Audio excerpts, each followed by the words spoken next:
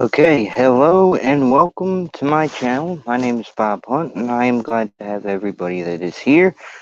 I am mainly just doing this as an audio test. I got a new headset with a microphone, and I just am trying to figure out if the audio is good or not to start off. So I am very glad to be here after last night, and it was definitely a fun watch that I had watching Halloween Kills, the extended cut for the first time. And I have to say, I like the ending a lot more than I did with the theatrical cut. It was by far just better done, in my opinion, just with how it had ended. But it's just an opinion. Uh, Rewatching it a few times watching the theatrical cut, a few times, I actually gained more respect and love for Halloween Kills. And that was actually thanks to Jordan Talks Films, who made me go back to watch that. So thanks to him for that, because when I had first saw it, I thought it was it was just a very bad movie. I didn't care for it, but now I actually enjoy it for the movie it was, and it is a very solid middle ground movie for the trilogy leading up to Ends. Now with Ends, I'm excited to see what they do with the radio tower.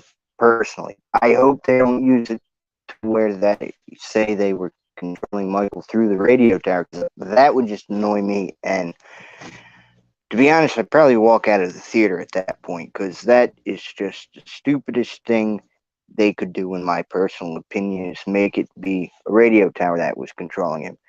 One thing I would like, and the theory came from, at least I first saw it from the Night Watch Zone, where it could be a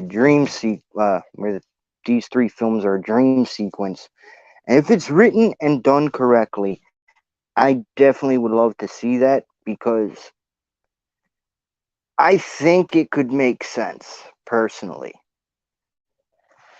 If she was hospitalized right after the events of 78, I don't know how well you could find someone that would look like a younger Jamie Lee Curtis or that, but I would definitely be intrigued to see them either try to de-age her, but it would have to look legit for me to buy into it. But that's just me with that. Now, the one thing I would like to see in Ends is more, what are they going to do with Allison, with her already losing? Now, oh, hey, welcome, Blanca. How are you doing? All I could say is, run, bitch, run. That's what I would tell her. Anyway, glad to see you in here. Harry, hope everything's good. Sorry for misunderstanding you in Jordan's live stream earlier. That was completely on me, and I feel bad for that one. I misread it because I thought you meant like replace Dewey in that scenario. So I apologize for that. But thinking about it, you are right. There are some things they could have changed with Scream 5 to make it better. But for the film we did get, I can respect it. But I think I'm kind of in the same boat as you, because seeing that the newer Matrix kind of really took me out of a lot of these fan service films, and it bothered me to all sorts of problems, and definitely not a good thing to have gone into seeing more nostalgia upon nostalgia. It just doesn't work out.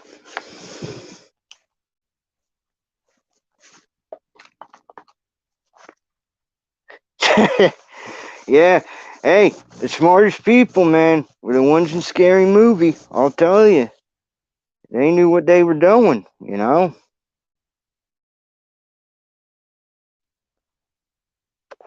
But it's definitely, I think Scary Movie is underrated from a lot of people. A lot of people I know do not like that movie, but I do find enjoyment in the scary movie franchise. At least 1, 2, and 3. I'm not a big fan of 4 and 5, but 1, 2, and 3 for scary movie franchise is wonderful. And it really was. It really was, Blanca. I mean, that Matrix just took everything out of it. It made me at the point of hating Kills, but watching it again, I can enjoy it for what it was. Do I think it could have been a lot better? Oh, definitely. There's no question. Yeah, I will agree. 4 had its moments, but I think for me, with being 1, 2, and 3, was watching it with one of my family members so much that me and him would always watch it. I mean, we annoyed my mother and my grandmother with watching it so much. I mean, just crazy. So I can understand why my family hates, but I definitely think they were solid films. But I think the worst was 5, personally. But that's just me. But so let me ask you something, Blucka. Is there any movie coming out that you're going to be excited for, in your honest opinion? Because I'm actually intrigued to see what you might want to see up and coming. Because we're always going back and forth about always Scream 5, Halloween. Like Halloween Kills is just Evil Dies Tonight. Scream 5, oh, I'm Billy Loomis's daughter. Yes, and I wish Leslie Nielsen could have been perfect for Scary Movies 1 and 2. I think just having him with the Waynes would have been comical as all hell, personally speaking. Yeah, I've definitely have to agree. I'm not a huge Marvel, but I'm not even a huge DC. I feel like a lot of these comic books movies tend to get things wrong, and it irks me more than most films. But Doctor Strange 2, I'm going in with a lot of faith that it's going to be a good movie, and I do not want to walk out disappointed, because that's the one thing I don't like when I go into Disney movies specifically. And I throw Disney with that banner since they own Marvel. Disney lately to me has just really messed up what they have been trying to do. To me, they force a lot of narratives in their movies now, and it's taken me out. Oh, no question. No question at all. I have to fully agree with you on that one. Now, me personally, yeah, I'd have to go with the boys. I just can't do Marvel or DC as much because, like I said, it seems they're forcing narratives and like you had said earlier with the whole race swapping, gender swapping, and all these things. And the thing I hate is when I talk about things, especially in this one Facebook group, they want to come out and call you either sexist, racist, uh, and all of that. And it's just ridiculous, you know? It's like I'm picking apart a movie for the movie. I'm not hating on this because of that character. Yes, no question. Storylines for me is what makes movies. I want to go in with a good story. Because if I'm going in and it's a very bad story and there's not even anything comical in it, I'm going to have a bad time. See, I can admit with my guilty pleasures, which are a lot of the Full Moon productions like Puppet Master, Ginger Dead Man, Evil Bong, Ooga Booga, things like that. I know they're going to be bad movies, but there's always something entertaining in there. Exactly, Bluck. It's all about the narrative, and nowadays everybody is way too soft. I mean, imagine if you had Scream 96 come out today. And I'm not like saying Scream 5 didn't copy a lot of things, but imagine if it was literally the same cast and everything. I guarantee you there'd be people complaining about Scream, the original, today if it came out now with not a full diverse cast. Which I think the whole cast they had was a perfect fit for every character. Exactly. Films are meant to be fun. You could go in with them and just have a lot of craziness with them. I'll never forget when I first saw my first horror movie, and I know it's a lot of people don't consider it a good horror movie outside of us in the community that like horror.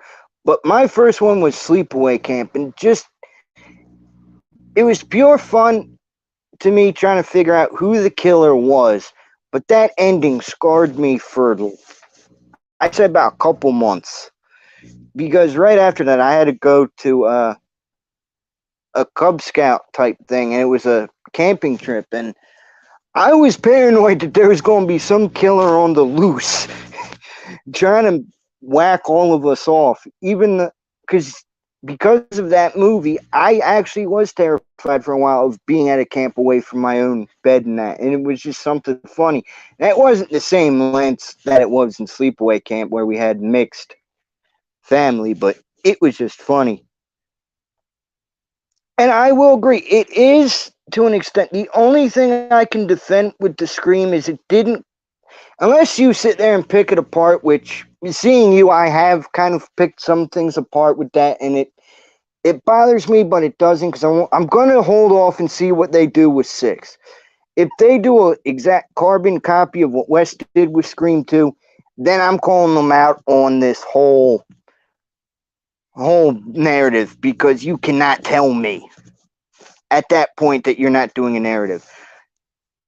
I'm giving the benefit of the doubt with Dewey's death only because he did save Tara which in 96 he couldn't save Tatum, and I'm viewing it as that for now.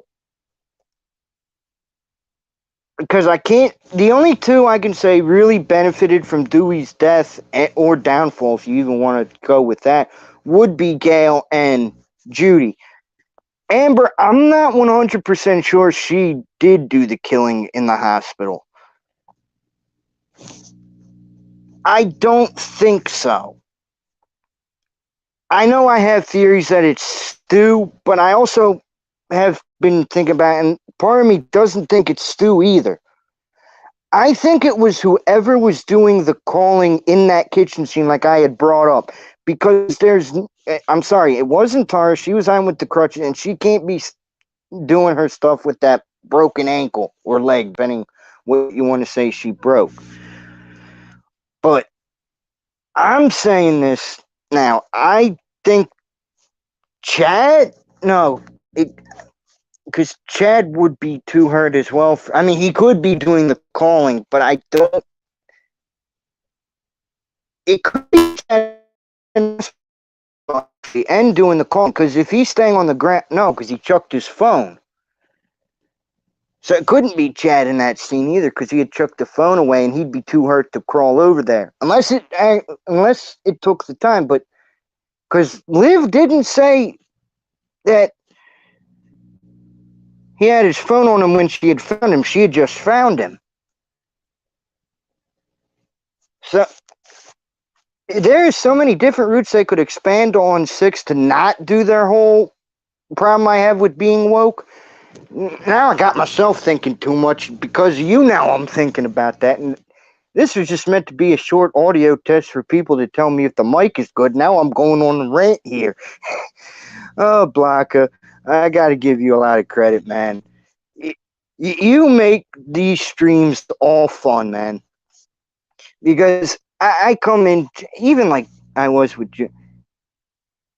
Okay, thank you. I'm going to do another test run with this gen then and see if the audio is better when I'm near the router. Right now, I can't do that because I'm charging up the phone. So I'm just doing this as a test run because Necessary Distraction was wondering how easy it is to use StreamYards for some stuff she might want to do. And I want to do a test run because I might end up doing a watch along or watch party with Necessary Distraction when the time comes. So thank you for giving me that bit of advice, Jen. Really appreciate it. And Blucka, you're always welcome, man. You're really always welcome, man, because Dude, without you in any of the streams, without that trollingness, it wouldn't have me questioning things because I'd go down one strict mind. Okay, okay, I might. Okay, I'll definitely test that if it's more static. Okay, I might end up not using a headset then. Hey, Jordan, glad to see you and say hi. Hey, man, it's fine. Hey, I definitely will. When I figure out everything, because I'm trying to find the right type of microphone and that to use with a phone, and then I got to test the camera. I'd rather do one thing at a time and figure it out that way, because it's going to be easier just to do it that way, rather than try to fix everything at once, you know. But definitely thank you for that input, Blanca. It could be because the headset, yeah, the microphone would be too close to it. So I can always take them off and set them down and see if that works.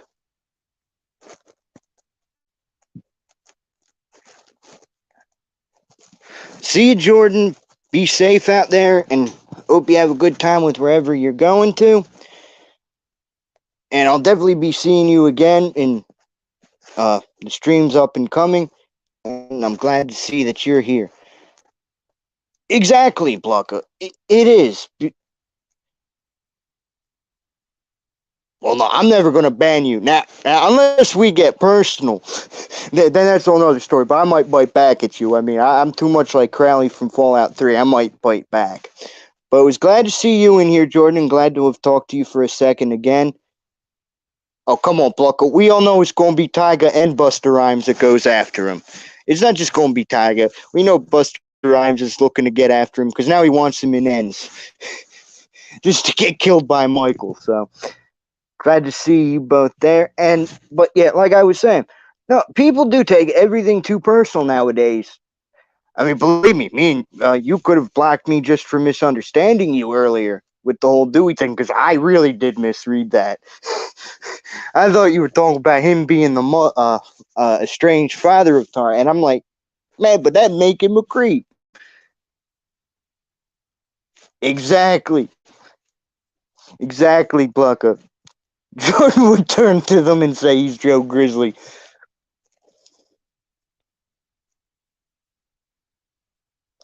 Oh my God.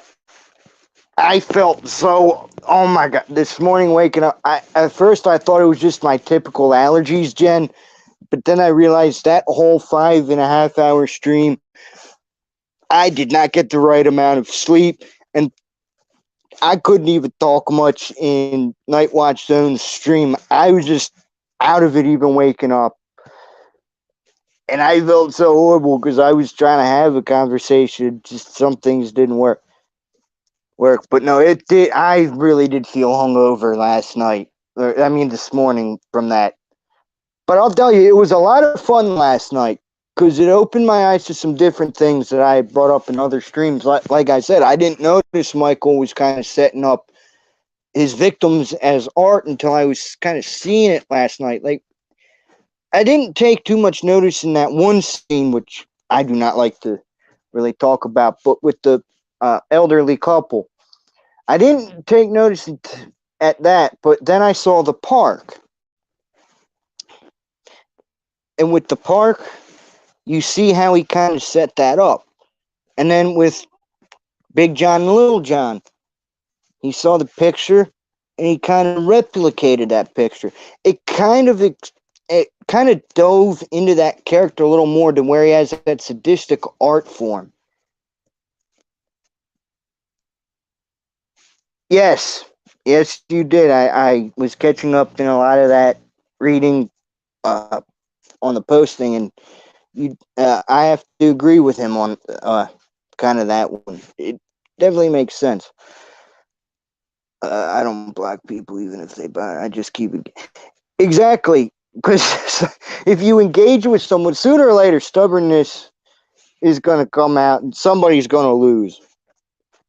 I think the only time it goes too far is if you delve into some really personal issues. But even then, I don't block them. I kind of just ignore them Because I look at it this way, every bit of engagement helps. You could be trolling somebody, but those comments can help somebody grow just by how YouTube's the algorithm works. So sometimes just them trolls can help somebody grow. And if you have those really bad trolls, you must be doing something right for them to come into your channel and try to mess up your day. But I agree with Craven. If they would take all that energy they put with the hateful like trolling and put it the other way around, the community could be they could be spreading positivity and everything could grow even better. But that's just my personal opinion. Oh, that's okay, Blucka. Toward the end, after it ended, I was in and out of sleep, so I was there. So I have no questions on that. But yeah, that hair of the dog theory was definitely an interesting one, which I'll dive into in a separate video and give my thoughts and opinions on that, rather than do it in a live stream, because I'm going to add some things to it and explain why I think it would actually work. Because it's visually worth the. Oh, no question. The dialogue at times was so horrible in that hospital scene with them chasing the other escaped mental patient. I felt drove on way too long. It really did. And the editing really was bad. I wish, as much as I know John Carpenter was involved, I wish he would have maybe tried to intervene and say, hey, maybe instead of editing it this way, do it this way. The only editing that was really greatly done, in my opinion, was the nostalgic feel in the beginning with going back to 78. I felt that really was like a John Carpenter directing it with the camera angles, the in and outs. It did feel like Carpenter was back directing just for that small thing. And just seeing how they did Loomis again, man, that was talent right there. And a lot of it was practical with some CGI, but you could tell it was mostly practical. And the only complaint I have with that was the voice. As soon as I heard the voice, to me, it didn't sound like Loomis. It just, it was close enough for those that don't pay attention, but it just stuck out as a sore thumb, in my opinion. But other than the voice, I thought it was well done, personally. And I know a lot of people do have that. Yes, it's funny though. And yes, Jen, no question. Live streams are addictive. Ever since I joined in with seeing Craven pop in on a suggestion when I wasn't even looking up horror stuff, I don't even know how Craven had popped up at that point, because everything I was watching on YouTube was mostly things with like animes I like and all of that. So I don't even know how Craven Something Scary popped in with horror, because nothing was horror related. So, and even Blanca has to agree with that they are. The flashback was well done, but I do agree. It would have made more sense in 18. I think the best time, no, because that would have drawn out that scene way too much after Hawkins got stabbed. In that, I was gonna say you could have done something maybe where we just see him not being able to kill Michael. In that, or him stopping Loomis from that seventh shot, which I do not get why he did that. Why they put it in kills, but it still made kills a little more enjoyable. But hey, first time doing it, I can understand. I think we all have that now where we all regret putting certain things in. Yes, we are here for an audio test, definitely, because it'll test out things, trying different ways, with one headset, maybe unplugging it, trying the phone mic. Because it's better to test things out. Because if you don't test them, how are you going to get better?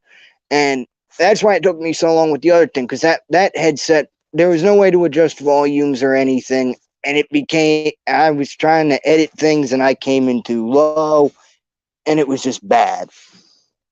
And yeah, exactly, Blucker. I mean, Jordan was doing all these test things for video and audio, and then we ended up talking about Halloween, Scream, and all our and even random stuff outside of horror, and it was just nice to just get away from that. Yeah, definitely. Exactly, exactly. I think you had brought up something, then I was bringing up like at one point he had said about anime, and I said, or no, I said the one thing I got into was anime.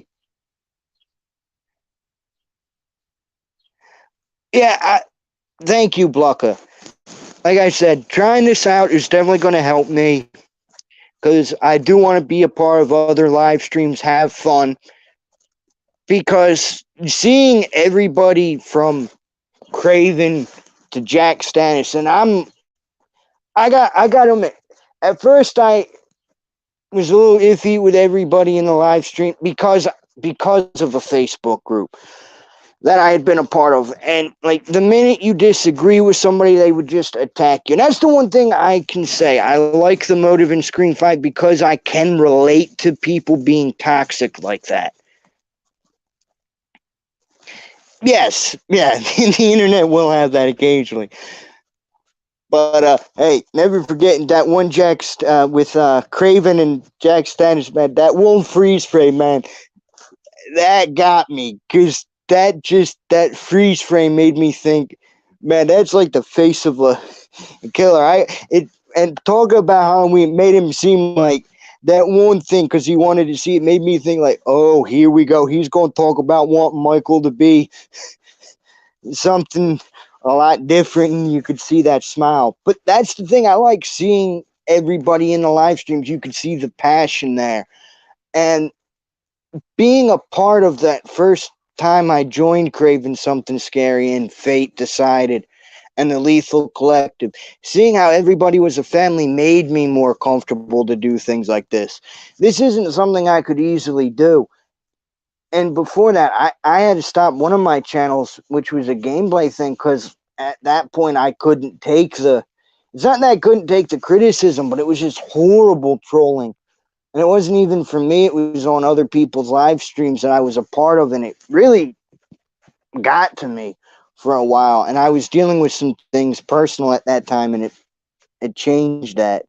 So, but yeah, so thank you for letting me know about the audio. That was a very roundabout way of getting there. I kind of feel like that one song of Albuquerque from Weird Al, how he was talking about how he hated sauerkraut and just going off on that. My favorite thing to see is when you say something. Yeah, exactly. I'm still trying to figure out the Richie basement thing because that to me really makes no sense. I am trying to come up with a plausible way, but that makes no sense. And I know I'm on the Stu train, but part of me wonders if it was Stu doing the call because Sam had said. Part of me thinks it could have been Stu only because if you think about it, if Stu had recruited Amber and Richie, if it was Amber or Richie that killed Vince, wouldn't he have every right to be angry at Amber and Richie? And maybe he reached out to Sam, finding out who her father was, and they talked sometime off screen, and maybe they're working together. Because if you think about with Sam's bloodlust, it might not be too hard to convince her, hey, I was friends with your father. I could tell you things about him that your mother and that wouldn't know. And he's kind of brainwashing. If they go the cult route, is the only way I'd want Stu back in this trilogy, though, because you could use that cult mentality to sway Sam to the dark side. Because I don't think at this point Sam is fully evil. But it wasn't self-defense either. I mean, that's way too much just to be self-defense on her end. I mean, what was it? 21 stabs to the chest and stomach region, and that one through the jawline. I mean, nah. At that point, it's beyond self-defense, and she's getting that bloodlust. So I don't. I think it'd be plausible in 6, but it'd have to be written to make sense. And I have faith in radio silence to do it, but I'm nervous at the same breath. Thank you, Jen. That's nice. No, I'm glad you think I have a good presence. That's good to know. Like I said, I'm still trying to find my way on this to get used to this and gain that confidence, because I kind of feel like how Jacqueline felt, really nervous in doing this as a first time type thing. But I know with this community, it's more welcome and everybody is honest and will give advice where needed and what to do. So thank you very much, Jen. I am glad to know that. Well, I don't think they will go the evil Sam, because this is. I could see them not doing that. Only reason right now I think they will is more just how I am wanting to see that with how it just is set up. But you're probably right. They might not go that route. And who's to say they can get Tara back? I mean, Jenna Ortega, if her asking price does get too high, they might not be able to afford her, so they might have to have that Sam route. But at this point, it's just a theory of mine with what I'd like to see. And if it doesn't happen, hey, I'm not going to lose any sleep over it. It's only a movie. If I start going off, then that makes me worse than Amber and Richie, or just as bad, I mean. Because then I'm only wanting what I want. And at the end of the day, that doesn't work. You know, it just isn't going to work. Oh, gee, thank you, Blucker. I'm shocked you would say that after our little dispute earlier. Because I did misread that. I got to make jokes on that because that is on me. But it is hard when you type because you only have 200 letters to say what you want to say. And it's so easy to misread something if it's typed out weirdly, or even with me kind of being in and out of work, I see it for a second and think it's one thing. But hey, at the end of it, we got to win. We confused Jordan into being really confused, so we did something right in that sense. Okay, Jen, I hope you have a great dinner, and I'll see you later. I might pop into Jack Stannis's Titanic view later, even though it's a movie I don't particularly care for, but love stories are hard for me, like I said, for specific personal things. So enjoy your dinner, have fun, and we'll see each other later in that sense. Oh, definitely. I know you don't. I've seen you so much in these live streams. I know you don't. It's just funny because all the times you troll. Hey, I ain't gonna lie. I've been trolling Fate lately with the whole Stu train just because he's not on it. Because I know he's not gonna ban us from it, so I can kind of play that into it. Because I think it's just funny to mess with Fate with that. Because he calls us a cult. Yeah, maybe we are a little bit of a cult, but I look at it as more as a family that at least tries to make it plausible for him to be back. I look at it as a cult just want him back just to have him back for no reason. And want him to be the same character. So, hey, you know, I at least want it to be plausible, and I know it's not going to be the same character. It makes no sense for him to be the same if you bring him back. How would he be the same? Times have changed. He's not going to be that. But, and yes, definitely, Fate is all for trolling. I mean, he'll come into the Craven streams at times and just start the Stu train hate and all of that. And it's just fun to see because us as a family can look past that, and it just is amazing. And I'm glad I found you guys. I really am, because of that one Facebook group I was in. It was a living nightmare. I mean, I'd rather have Kruger in my nightmares than them people. I mean, they want to. If you disagree with them, it's all about what they want. No thoughts on anybody else's views, or even come together and make a story with everybody's views if it would make sense. Oh, I know. I've made jokes in some before. I don't think it was in. I think it was in maybe one of the Lethal Collective chats where someone kind of got mad because I had made a joke to Fate about, oh, you're a leading cult member because you're hating on the Stew Train, so you're recruiting all these people to hate on us. You're the real cult leader in all of this. And someone in one of them got mad and was, and I'm just sitting there like, come on, man. It's just a joke. None of us are going to take it too seriously. Yeah, exactly. He can. He definitely can. There's no question that Fate can get away with in those streams. Oh, he'd get away with it here, but hey, I might troll him back if he wants to come in. So, because I ain't going to stand for all that stew hate, because there are plausible ways. And I'll only because I could see where Fate is coming from, though, with the whole them not mentioning him. Yeah, it's very likely he's dead, but I'd want confirmation. Since we never really got that confirmation of death, I'm holding out. And it's not just because Stu was rumored for 2, 3, 4, 5. It's just, now granted, it wasn't dropped on his head, it fell on his arm, but I know someone that had the same kind of TV fall on his arm, and all it did was break his arm. He got electrocuted, and there was a few burn marks too, but he was still alive. Now, does that mean if it's on the head he'd be alive? No. Now, it would have to be explained in a good way not to have that. But I've heard people saying that it's like a 1% chance of death. I don't think so. I think it's higher than 1%. I'd say it's a maybe 50% death rate if that kind of TV fell on you. The And plus, we don't see him breathing when they pan off his stew. We hear him breathing and then it stops. So he might not be alive. I just want him back for the nostalgia, but within reason of nostalgia. Not like say you brought back Danielle Harris in this Halloween trilogy.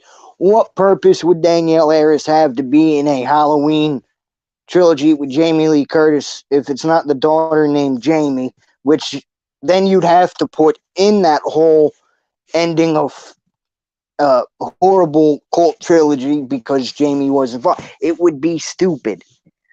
It wouldn't make sense. It'd have to be explained in reason and logic.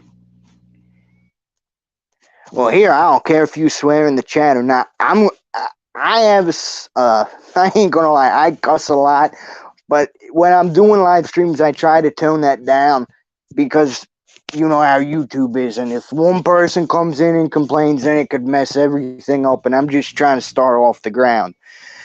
The fact I'm already at 10 subscribers is the most I've ever had, and it's an honor to have everybody that's subscribed in those 10 here because it means a lot. 10 people care enough to be here. Even if that's where I peak, I'm fine with that because 10, it's better than the one I had originally, and it built from there. And I know more will come, hopefully, in the future. I feel like Fate Stream, I could be Scary Movie, and the rest. Yeah, exactly. I mean, that one of the last ones with Fate, when we were going off about switching teams, how he was going off. I mean, I made a joke saying the only person he would switch teams for would be Zombie Jason. Now, I mean, because I'm so used to people getting offended, I emphasize it's only a joke. Like, don't take it too little. But that's because, see, I don't want to offend anybody too horribly in the collective because I look at them as family, and sometimes being new, I don't know what crosses the line with them, if it makes any sense.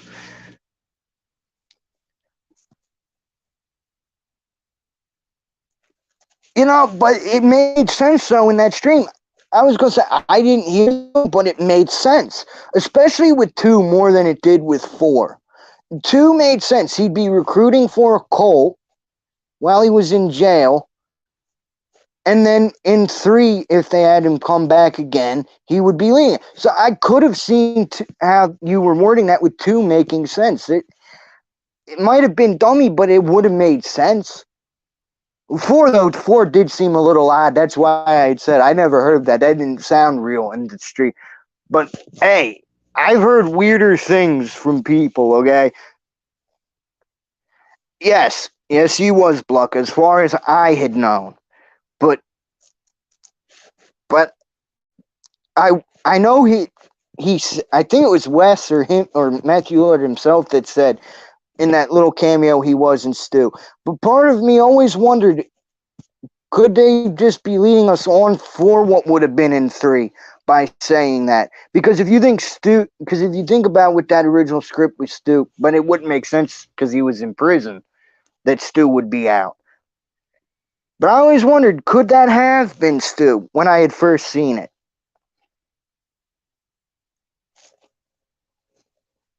I swear I read an interview from Danny McBride saying that they basically have.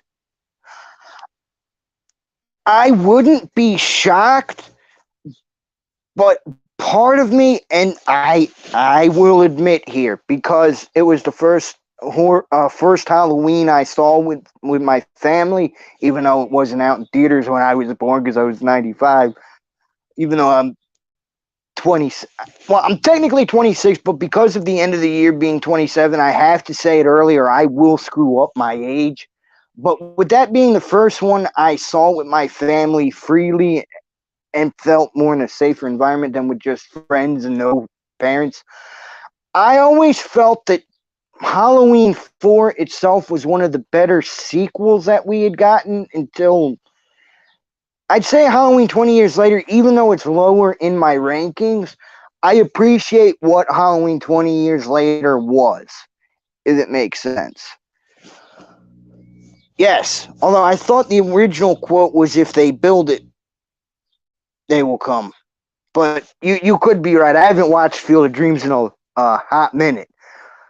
I should have watched it last year when they did the Field of Dreams for baseball, because they had built that stadium for when it was the Yankees and White Sox, and that was an amazing game. And I don't watch much baseball, but that was an amazing game to see because I love that.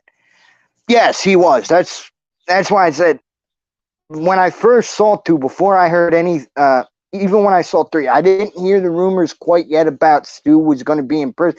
So part of me always wondered, because I heard about a cult thing with Stu. I had always thought that little cameo from Lillard, even though I know he was dating Nev at the time, I always thought maybe that was Stu lurking, because remember, he always had a thing for Sid, and if with how crazy Stu was, he wouldn't want them. So, but yeah, that kind of makes no sense now. It would, because of them being in prison, it wouldn't make sense that he's out. It just wouldn't.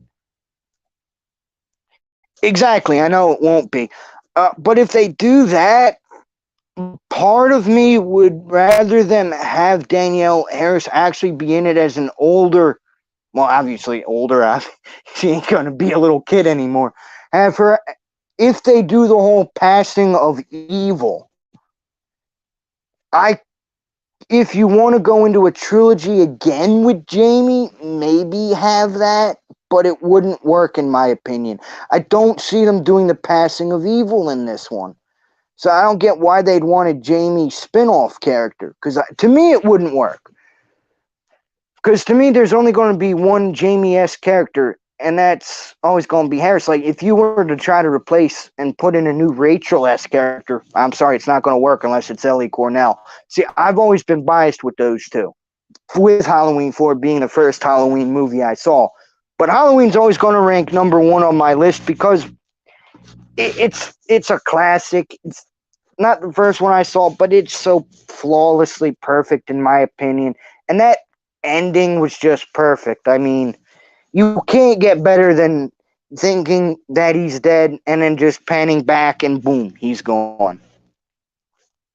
No, I can't either, Blanca. I can't. The only logical way, if you want to continue any kind of trilogy with Michael after this, would be a dream, and even that I have some issues with because I guarantee you, Danny McBride and uh, David Gordon Green aren't going to be able to write that perfectly for a dream sequence. Because Harry, I don't think you're going to find someone that can resemble Jamie Lee Curtis back in '78 now. I really don't think you could. And it's hard for me to say that because Halloween's going to be one of them. But, okay, Blanca, I got a question because I do enjoy Rob Zombie's Halloween. Is there a specific thing that you enjoy about Rob Zombie's Halloween 1, his remake? Because there's some things I like and I get ridiculed on it. Because there are certain things I enjoyed about that, and I'm curious if you'd share the same thing. Because for me, one was definitely, I can't say the story because they went way too far into Michael's background story, and that like 40 minutes in the beginning made no sense with him and Loomis. And okay, yes, me and you are on the same page then. I did like the brutality. Even as kid Michael, the brutality kind of is shown out there, and I like that brutality. It was just that whole backstory I hated.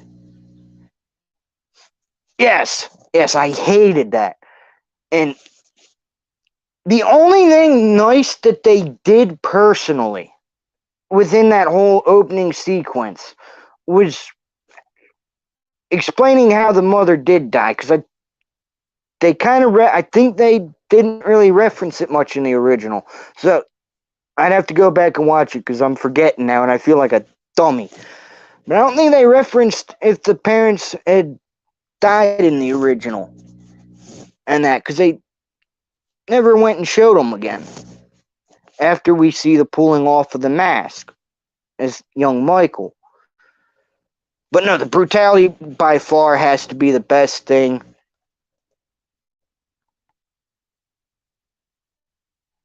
Yeah, exactly. I saw where they were coming from. And I think part of, even with Halloween 2, it was with his Halloween 2 was trying to show the like a psychopath's psyche, but it really did not hit the nail. Oh, it really did not hit. Halloween H2. Oh God. The only thing I can say about that was Annie's death, with having the young footage of Danielle Harris and having Brackett break down how he did. That was about the only scene I enjoyed in Halloween 2 from Rob Zombie. Was that one scene. Exactly. He did. And part of me didn't like that though, because to me, I'd rather the mystery of a psychopath. Because you never know what a psychopath is thinking until it becomes too late. Because believe me, I mean, if you knew what was going to come, I think a lot of people would be able to stop it. That's the one thing that bothered me. But seeing a young Michael snap how he did, at least did make sense. It kind of was weird in the original how he just snapped. And plus, if they go the route that they're going with that radio tower in Ends, oh my God. I am going to just say this. I'd rather Rob Zombies over a radio tower any day of the week. At least it makes logical sense. But that's just an honest opinion from me. And I'm not a horror expert. It's just my thoughts. And let's face it, pure evil can be created in that exact way. And it's something a lot of people don't realize. People think maybe he just had like the boogeyman-esque in him. Exactly. Exactly. It was kind of upside down, head scratching. In a way, I wonder if it really was just kind of like an FU to the Weinsteins, because it seemed like the Weinsteins at that point just wanted to ruin everything. So I wonder how much of creative freedom he had. What if the Weinsteins demanded Halloween 2 from him be like that? I mean, we don't know. Look at what they did with Scream. They kept interfering after this with Scream 2, 3, and 4. Who knows really what the cause of that problem was? I mean, we can all admit that Rob Zombie had the freedom for that crappy opening, but who's to say he had freedom in 2? I mean, unless there's some article I haven't read, I haven't seen anything where he really had complete freedom in 2. But you could correct me if I'm wrong, because like I said, I'm getting back into finding all these articles and everything, and I definitely agree with The Hills Have Eyes. I think that would be a perfect one, especially with how he did House of a Thousand Corpses and Devil's Rejects. I haven't seen Three from Hell yet, so that might be a good one. I've heard some mixed reviews on it. Exactly, Blucka. Because at that point it was Dimension Films. It was ran by a Miramax company, and it was the Weinsteins. So he probably had some input. Then Harvey, being Harvey, and Bob, being Bob, said, "No, we don't like it."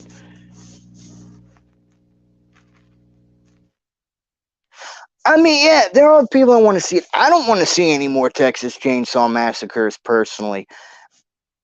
I kind of got fed up with Texas Chainsaw Massacre after 2. I mean, I think that was just funny to watch and I enjoyed it. But all the other ones, even with this new one, I just didn't like the new Texas Chainsaw Massacre. It didn't do anything for me. If anything, it made me want to watch Kills again because it reminded me too much of Halloween Kills.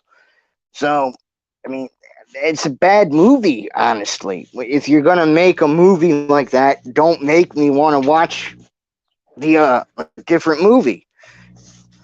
But no, I have to agree with that. I could see him doing Texas Chainsaw though. Yeah, okay, I could give you that. Yeah, I was up. I was up for it up until that point. Yeah, I could give you that. But to me, if I'm gonna watch bad horror like that, I'd rather watch Wrong Turn personally, or even Hatchet. I know a lot of people rag on Hatchet for the stupid stuff, but I like the whole swamp idea and a ghost keep regenerating, living on the same night he died. Yeah, Jeepers Creepers is kind of it. The first one did good. The sequels to me were unnecessary, pointless. It just, again, it didn't do anything for me after that. The first one I can give it because it was a little something new at the point for me to see, because at that point I was growing up. So it was still something good. Okay, I could see why you didn't like it after that. I can agree with that. I could definitely. This thing with him landing though was that billboard behind him. That seeing him eating the cop while that billboard was there made it just funny, though. But no, definitely. Although I did like the little ending after he ate the eye. Off the God, I haven't watched it in a while. I forget his name. But when they popped up and the creeper had a new eye, that was a cool ending. Other than that, after the cop, yeah, it did die. But I can't brag on it too much because, like I said, it was one of the first few I saw in theaters. So, but yeah, I haven't gone back to really watch it because I know it's gonna fall flat if I do, and I don't want to ruin the one experience of a first horror movie I saw. Yeah, it did. It really did. And the sequel shit, two just really made no sense. Why the one girl was seeing the ghost of, I think it was Darian or whatever his name was. How the hell is she seeing him? She had no connection to him.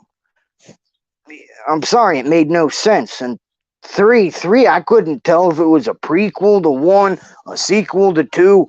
It made no sense. I mean, I'm sorry. I don't like to rag on movies because I know my family likes, but it made no sense. I mean, I'm sorry. You want me to praise a movie for being a movie? Create some new stuff. Even if Scream 6 falls down that rabbit hole like we had discussed, yeah, I'm done with Scream for a while because I would not be able to handle another carbon copy like 5 was. 5, I'm giving a pass only because I think Wes might have liked it. But I enjoyed parts of it. The parts that weren't seeming to shove down wokeness down your throat. Like the ending part because I could relate. Okay, so it was a sequel to one. Okay, because it kind of had me all over the place with confusion. Because yeah, well, you know how bad it was. But anyway, Blucka, I gotta get going. I gotta get myself something to eat for dinner. Oh, definitely they will. I could point out a lot of things I don't like, things I like. It's just, it's a 50-50 film to me that I think Wes did like. But anyway, have a good one, Blanca. I'm glad you were here to keep me active because if no one showed up, it would have been a failed audio test.